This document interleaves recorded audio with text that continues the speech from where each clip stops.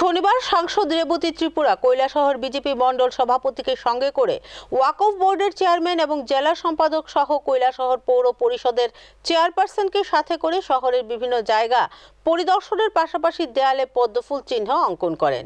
বিজেপির প্রতি জনগণকে আকৃষ্ট করার জন্য তাদের এই উদ্যোগ।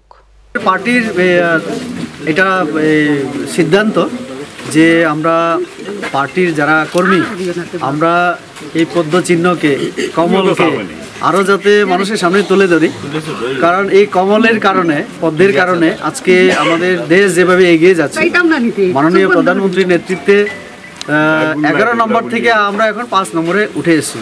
মাননীয় প্রধানমন্ত্রী আবার প্রধানমন্ত্রী হতে চলেছেন এই এপ্রিল 2024-এ, একদম তাতে সন্দেহ নেই, শুধু সময়ের অপেক্ষা। এবারে আমরা পার্টির তরফ থেকে 370 এবং সব অ্যালায়েন্স মিলিয়ে 400 পার।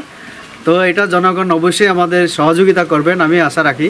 তার জন্যই আমাদের নির্বাচনের যে বিভিন্ন কর্মসূচির মধ্যে এটা একটা, যে প্রত্যেক এলাকায় ওয়ালের মধ্যে বিভিন্ন জায়গায় আমাদের পার্টির যে সিম্বলটাকে মানুষের সামনে তুলে ধরা, যাতে মানুষ এই চিহ্নের প্রতি চিহ্ন আরও পপুলার হয় চিহ্ন, এবং সাধারণ মানুষ যাতে আকৃষ্ট হয়।